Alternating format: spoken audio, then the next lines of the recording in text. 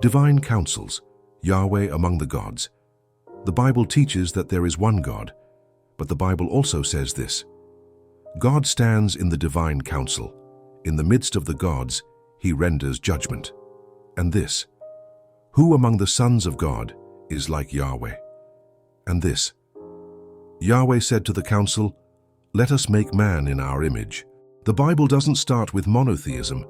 It starts with Yahweh in a council of gods, and it takes centuries for those other gods to disappear. To understand the Bible's divine council, we have to go back to Canaan, the land where Israel emerged. In Canaanite religion, the high god was El. He was the father of the gods, the ancient one who presided over a divine assembly. Around him were the sons of El, the younger gods who ruled over nations, controlled the weather, fought cosmic battles. One of these sons was Baal, the storm god. Another was Yam, god of the sea. Another was Mot, god of death, and another was Yahweh, originally a warrior deity associated with storms and mountains. Clay tablets discovered in Ugarit, Syria, dating to around 1400 BCE, describe El's council in detail. The gods gather, they debate, they vote. El makes the final decision. This is the template for heaven, a cosmic bureaucracy where the gods govern the universe together. Israel didn't invent this idea, they inherited it. Now look at Psalm 82, one of the oldest and strangest passages in the Bible. God stands in the divine assembly. He judges among the gods.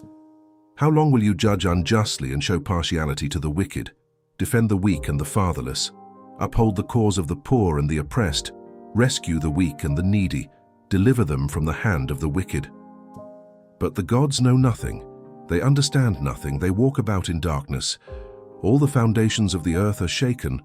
I said, you are gods, you are all sons of the Most High. But you will die like mere mortals. You will fall like every other ruler. This is not monotheism.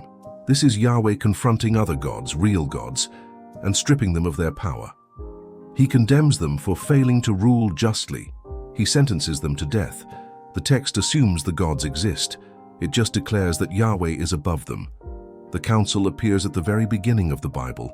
Genesis 1:26, then God said, let us make mankind in our image, in our likeness. Who is us? Traditional interpretation says God is speaking to angels or using a royal we, but that's not what the text originally meant. The us is the divine council. God is speaking to the sons of God, the divine beings who assist in creation. Later, in Genesis 3:22, after Adam and Eve eat the fruit, God says, the man has now become like one of us, knowing good and evil. Again, us, the council. In Genesis 6, we're told, the sons of God saw that the daughters of humans were beautiful, and they married any of them they chose. These sons of God aren't angels in the later sense. They're the members of the divine council, gods who descended to earth and had children with human women, producing the Nephilim, the giants. The council is embedded in the earliest layers of the Bible. One of the most revealing verses in the entire Bible is Deuteronomy 32:8-9.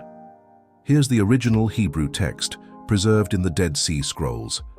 When the Most High gave to the nations their inheritance, when he divided mankind, he fixed the borders of the peoples according to the number of the sons of God. But Yahweh's portion is his people, Jacob, his allotted inheritance. Read that again. The Most High, El, the Father God, divides the nations and assigns each one to a member of the divine council, a son of God. Each nation gets its own deity. Yahweh receives Israel. This isn't monotheism, this is henotheism, the belief that many gods exist, but Israel worships only Yahweh. Later, scribes were so uncomfortable with this verse that they changed it. Most English Bibles say sons of Israel instead of sons of God. But the original text is clear. Yahweh was one God among many. He just happened to be Israel's God. Over centuries, Israel's theology evolved. Yahweh absorbed the traits of El, becoming not just a god but the God. The other members of the council were demoted to angels, servants, or demons. The language of the council remained, but its meaning shifted. By the time of Isaiah, around 700 BCE, the prophets began to declare, I am Yahweh and there is no other. Besides me there is no God. But that declaration had to be made because people still believed in the other gods.